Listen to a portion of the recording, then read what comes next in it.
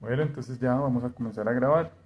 Esta exposición comienza con esta frase de Antonio Damasio que dice: si no sintiéramos nuestro organismo, para empezar, si no notáramos sus cambios, no podría haber conciencia. Antonio Damasio, como ya se indicó, es el autor de la frase.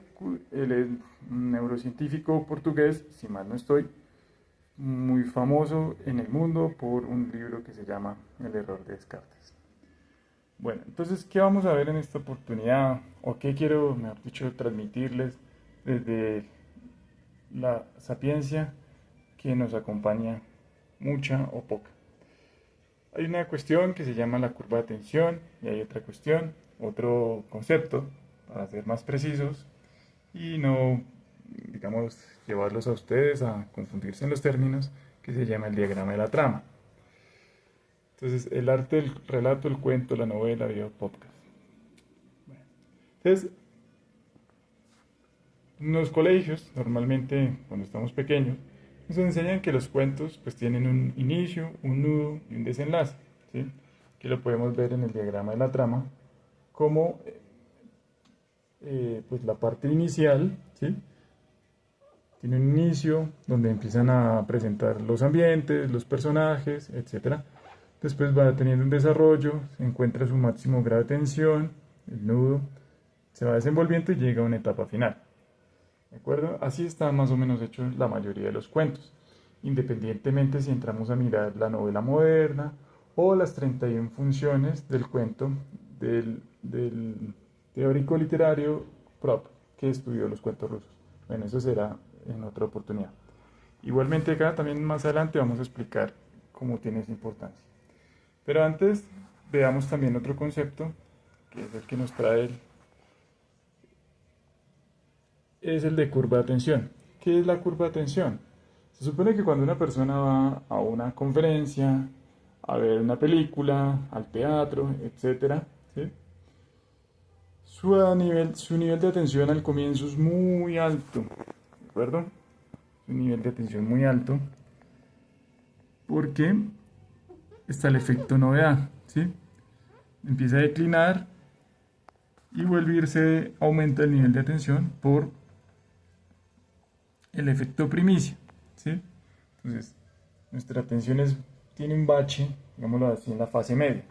Entonces, si ustedes traslapan o miran simultáneamente la curva de atención y el clímax, van a ver que coincide. Entonces, o sea, lo que nos cuenta esto es que una película como Shrek o Superman o la que sea ahorita de taquilla, que no sé cuál es la que está ahorita, eh, van a dar cuenta que se coincide, o sea, el clímax de la historia, pues la curva de atención está en la parte más baja. Entonces uno dice, bueno, ¿cómo es eso posible?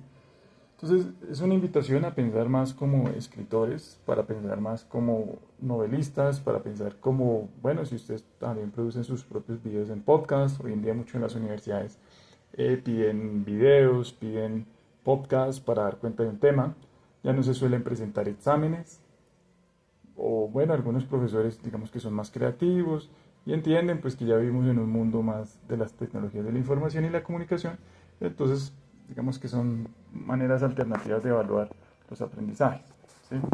Entonces esto es importante, no necesariamente tienen que estar escribiendo cuentos ni novelas, sino diseñando sus propios videos, sus propios podcasts, sus propios contenidos multimedia. Entonces vemos que la cúspide del clímax en esta historia, o sea, o en una historia, en un podcast, pues paradójicamente se encuentra cuando el curva de tensión es más baja. Entonces, lo que yo, a mi juicio, voy a presentar acá es la manera correcta de hacerlo. ¿Cómo se hace? Acá es donde viene lo importante.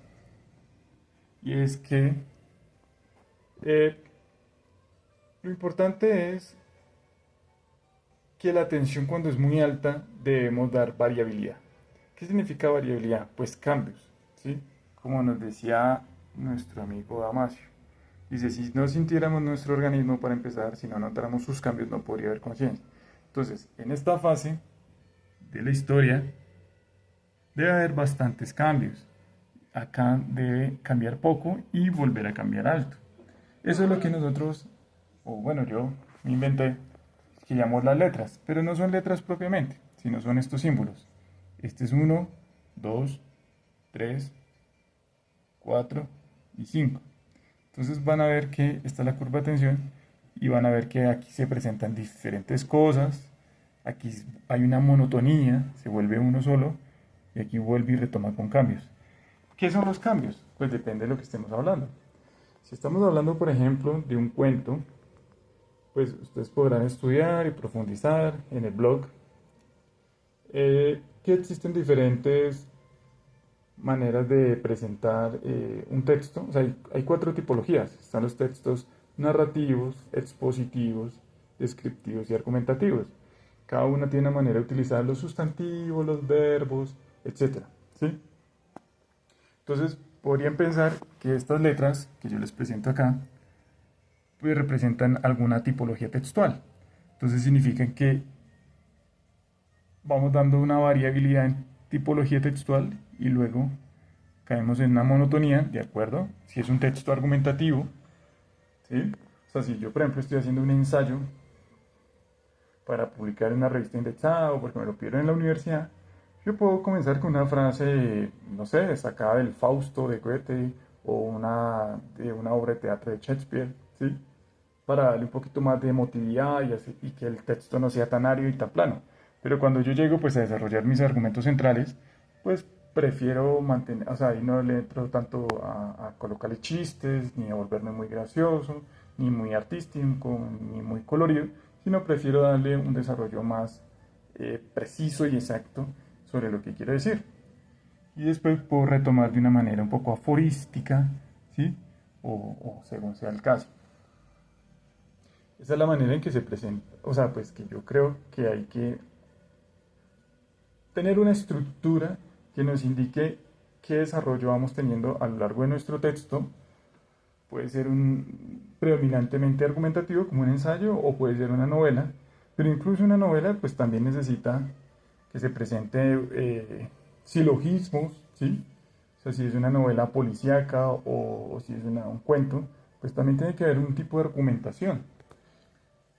Tiene que ver, o sea, un cuento predomina la tipología narrativa, pero no es exclusivamente narrativa. ¿De acuerdo?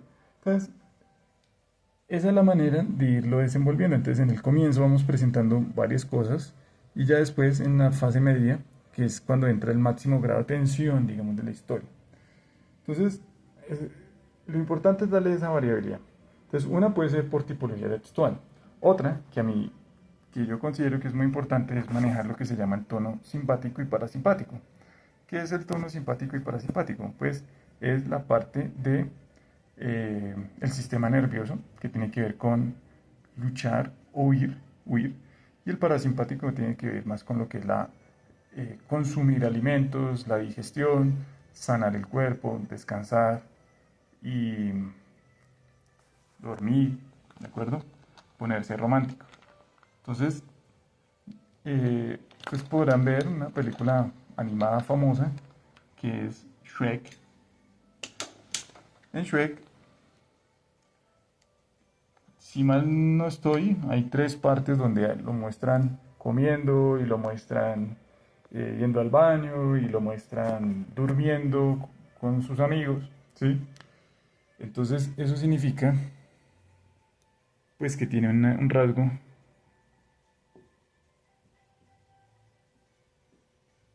¿de acuerdo? Parasimpático. Entonces esa es la manera de darle esa variabilidad también, ¿sí? Estos son trucos, digámoslo así, del oficio que nos van dando, pues donde el autor tiene que jugar con eso. De la misma manera está creada la música, el ejercicio, los podcasts, prácticamente toda actividad humana que pretenda tener una organización, digamos, que logre sostener la atención pues, del público, del oyente, pues tiene que funcionar así. Ustedes se dan cuenta, cualquier música, cualquier canción, comienza con una instrumentación y va añadiendo y va cambiando y en la fase media de pronto pues es más los coros y se desarrolla, ¿sí? y al final pues da un toque un poco más sorpresivo. Entonces eso tiene que ver es porque cuando no hay cambios, pues se va volviendo más monótono el texto. ¿De acuerdo? Eh, si tienen alguna pregunta, algún comentario, háganoslo saber en los comentarios tanto del blog o como el canal en YouTube o en el canal de Spotify o en estas aplicaciones que estamos, pues para ver si necesitan de pronto un mayor desarrollo este punto, pues son trucos del oficio que muchas veces se obvian porque se supone que la gente los aprendió desde la infancia, casi como si fuera algo automático. Pero resulta que no, que si a uno no le enseñan, pues estas cuestiones uno realmente pues no logra como aprender a asimilar e interiorizar. Entonces cuando nos enfrentamos a la página en blanco, como se suele decir, el miedo a la página en blanco, pues existe un bloqueo porque no sabe por dónde comenzar, ¿sí? O sea, no sabe ni de dónde viene ni para dónde va. Entonces es importante, pues, entender que no estamos escribiendo para nosotros, sino cuando redactamos un ensayo, un cuento, una novela o un guión para un video, pues hay que pensar en nuestro público y hay que ser ameno con él, ¿cierto? Entonces, esta es una manera de organizar lo que tenemos por decir, ¿de acuerdo? Entonces, bueno, una vez más, cualquier comentario, déjalo por favor en el blog o en el canal de YouTube. Hasta una próxima oportunidad.